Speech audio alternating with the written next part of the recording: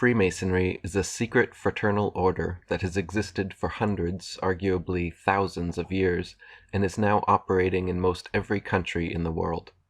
Masonry promotes itself as a philanthropic club for men of morals, and they perpetuate this image through members of the first three blue degrees.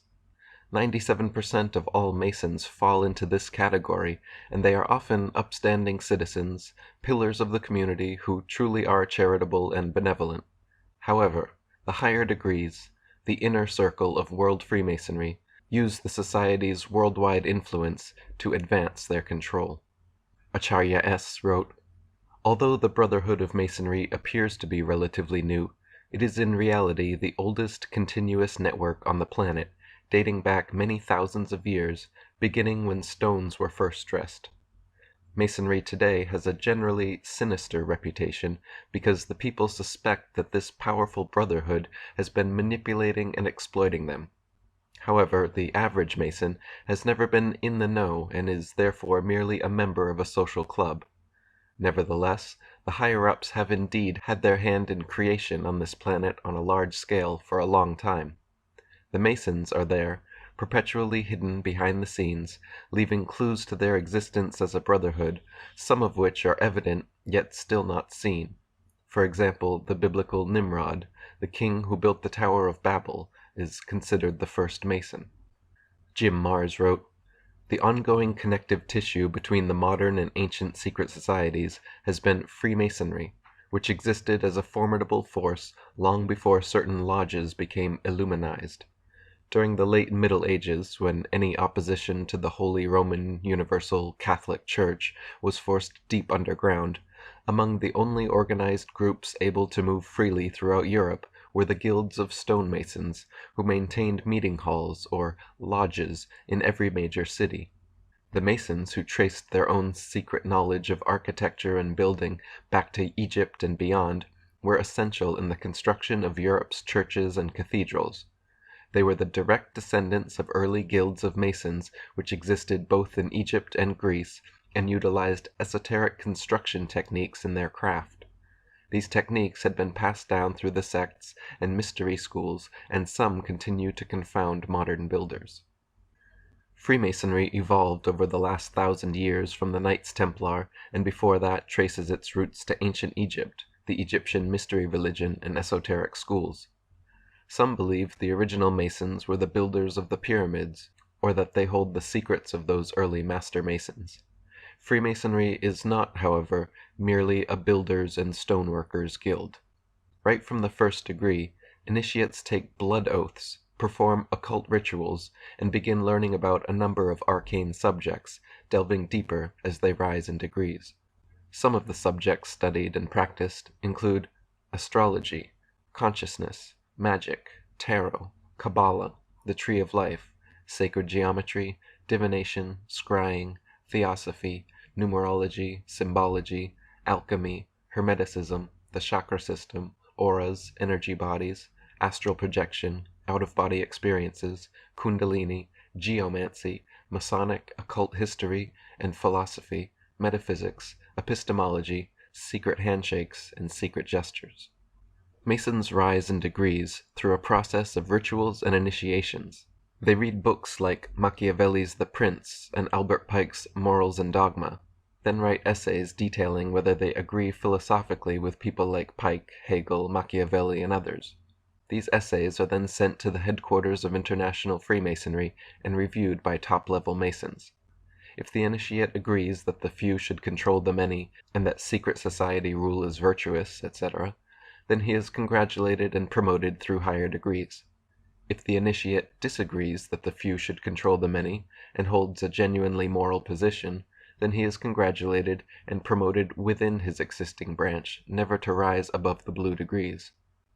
Every Mason will disagree with this, however, because most Blue Lodge Masons genuinely do not know, and high-ranking Masons are sworn to secrecy.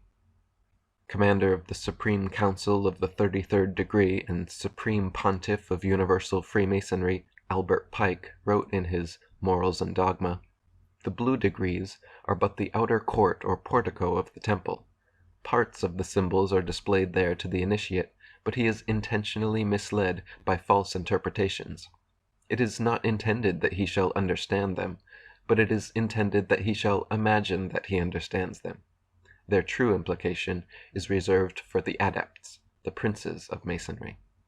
33rd degree Masonic historian Manly P. Hall wrote, "Freemasonry is a fraternity within a fraternity, an outer organization concealing an inner brotherhood of the elect.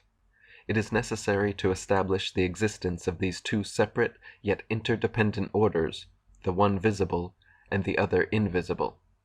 The visible society is a splendid camaraderie of free and accepted men enjoined to devote themselves to ethical, educational, fraternal, patriotic, and humanitarian concerns.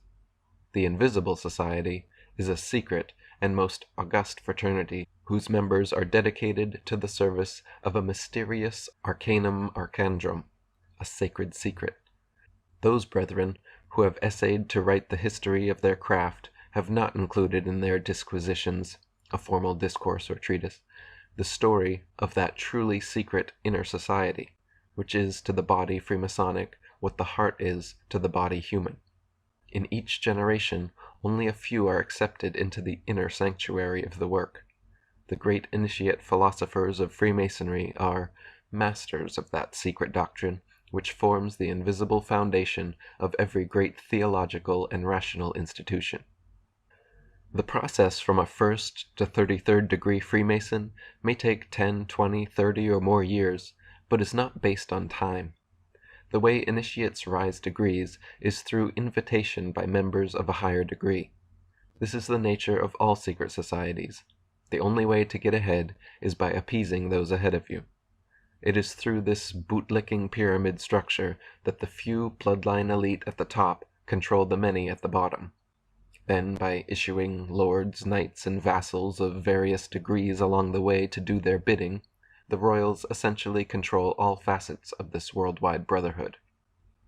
Manly P. Hall wrote, "The initiated brother realizes that his so-called symbols and rituals are merely blinds fabricated by the wise to perpetuate ideas incomprehensible to the average individual. He also realizes that few Masons of today know or appreciate the mystic meaning concealed within these rituals." Jim Mars wrote, "The invitation only 33rd degree is the highest publicly known degree. The vast majority of members look upon their affiliation with Freemasonry as little different from joining the Lions Club, the Optimists, or the Chamber of Commerce. And from their standpoint, this is true. Even Masonic literature makes clear that only those initiates who progress beyond 33rd degree status are educated in the group's true goals and secrets. This hierarchy is readily admitted by Masonic authors. There has always existed an external, elementary, popular doctrine which has served for the institution of the masses who are insufficiently prepared for deeper teaching," wrote Mason Wilmshurst. "There has been an interior, advanced doctrine, a more secret knowledge, which has been reserved for riper minds, and into which only proficient and properly prepared candidates who voluntarily sought to participate in it were initiated." The highest known formal degree of Masonry is the 33rd degree. This title has been held by many world leaders and important names in modern history. The following U.S. presidents were known to be Masons, many of them 33rd degree: Washington, Jefferson, Madison, Monroe, Jackson, Polk, Buchanan, Johnson, Garfield, McKinley, Roosevelt, Taft, Harding, Roosevelt, Truman, Ford, Carter, Reagan, Clinton, both Bushes, and Obama.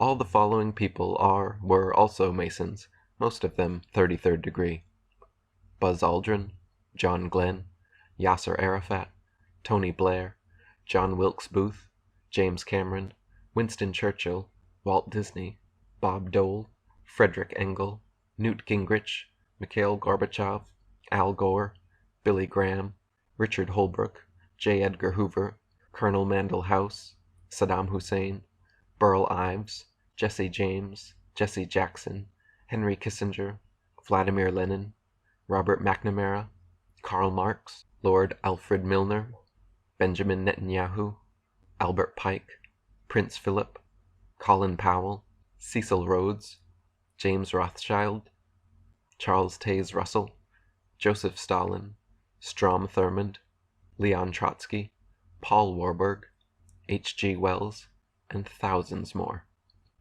Tex Mars wrote, "When we examine the historical record of the world's most despicable mass murderers and revolutionaries, we find that almost all of them were members of Freemasonry and other secret societies of the Illuminati.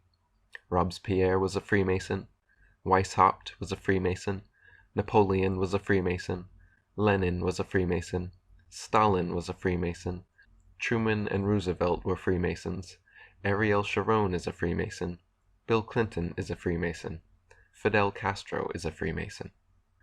Traditional history insists that the Revolutionary War was fought over the British monarchy's unjust taxation of America. While this is true on one level, it is also true that the leaders of the American Revolution, the signers of the Constitution and Declaration of Independence, were all descendants of British aristocratic bloodlines, and most of them Freemasons. Manly P. Hall wrote, "Not only were many of the founders of the United States government Masons, but they received aid from a secret and august body existing in Europe which helped them to establish this country for a peculiar and particular purpose known only to the initiated few." David Oveson wrote, "The very struggle for independence seems to have been directed by the Masonic Brotherhood, and some historians insist had even been started by them." Graham Hancock wrote, "Freemasonry was the driving force behind the ideals and tenets of the American Revolution. What is less well known is the fact that there was a very close connection between the French and American Masonic lodges at that time. In those days, Freemasonry in America was regulated by United Grand Lodge in England, which appointed provincial Grand Masters in various regions of the North American continent. Before the Revolutionary War, the New World of the Americas lacked unity and autonomous identity.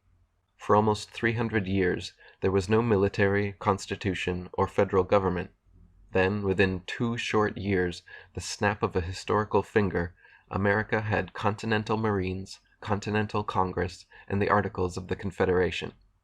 With the Declaration of Independence, the British colonialists, or Americans, officially separated from the British nationalists. Freemason and bloodline General George Washington became first President of the now United States of America, and royal rule of America switched from overt to covert. Royal and secret society rule had not changed, only the perception of governance changed, while the same DNA stayed in office. Instead of peasants well aware of their plight, knowing the monarchs and emperors oppressing them, we became peasants who actually believed we were born into a free and open system." Jim Mars wrote, "Freemasonry, the oldest and most powerful secret society in the history of the world, had planted firm roots in early-day America and even played a significant role in the American Revolution. It played an even greater role in the subsequent French Revolution, which initially was greeted with great joy and approval in the United States. The number of Masonic lodges grew and membership increased. By 1826, it was estimated that Masons in the United States numbered nearly 50,000, mostly educated and professional men. But in that year, one Mason broke ranks. It became known that a Captain William Morgan of Batavia, New York, was planning to publish a book revealing the secret symbols, handshakes, oaths, and purposes of the Freemasons. Morgan, a 30-year member of the order, wrote, "The bane of our civil institutions is to be found in Masonry, already powerful and daily becoming more so. I owe my country an exposure of its dangers." Before the book could be printed, Morgan and his publisher were kidnapped in Batavia. Irate friends and neighbors pursued the kidnappers and managed to rescue the publisher, but Morgan was not so fortunate. He was never seen again. Years later, a Mason named Henry L. Valence confided to his doctor as he lay dying that he and 2 other Masons had dropped Morgan into the Niagara River. Valence said since that night he had suffered from a guilty conscience, the mark of Cain, and sought absolution for his sin. If you listen to Hollywood's Masonic adventure movie National Treasure, then 6 of the founding fathers were Freemasons. If you read various Masonic websites, they tend to admit 9 to 13 were Masons, but the truth is that the majority of the founding fathers were high-ranking Masons. David Icke wrote, "Of the 56 signatories of the American Declaration of Independence, at least 50 were known to be Freemasons, and only 1 known not to be." Ralph Epperson wrote, "The Supreme Council of the 33rd degree of the Scottish Rite of Freemasonry has told the student that 13 of 39 original signers of the Constitution were Masons. It is also interesting to note that there were 39 signers, exactly 3 times the Masonic number 13. 13 is an important number to the Masons. There are 13 degrees in York Rite Freemasonry, and there just happen to be 13 original colonies, including New York. New York is known as the Empire State, with the Empire State Building. But whose empire? Who's the emperor? Perhaps the York Rite Freemasons could tell us. 13 Masons signed the Constitution, along with 26, 13 times 2, non-Masons, making the 39, 13 times 3. There also just happens to be 39 members of the Rockefellers' Bilderberg Inner Circle, and 39 floors in Rockefeller's United Nations building. The majority of the U.S. Founding Fathers, the Senate, and the Presidents have been Freemasons, but those who were not usually had nothing good to say about the organization. President John Quincy Adams wrote, "I do consciously and sincerely believe that the order of Freemasonry, if not the greatest, is one of the greatest moral and political evils under which the Union is now laboring, a conspiracy of the few against the equal rights of the many. Masonry ought forever to be abolished. It is wrong, essentially wrong, a seed of evil, which can never produce any good." President Millard Fillmore wrote, "The Masonic fraternity tramples upon our rights, defeats the administration of justice, and bids defiance to every government which it cannot control." President Ulysses S. Grant said, "All secret oath-bound political parties are dangerous to any nation, no matter how pure or how patriotic the motives and principles which first bring them together." Supreme Court Chief Justice John Marshall said, "The institution of Masonry ought to be abandoned as one capable of much evil, and incapable of producing any good which might not be effected by safe and open means." And Reverend John G. Stevens wrote, "Masonry was a state within a state, and that one day Masons would overthrow the democratic government of the United States and would crown one of their grand kings as ruler of this nation."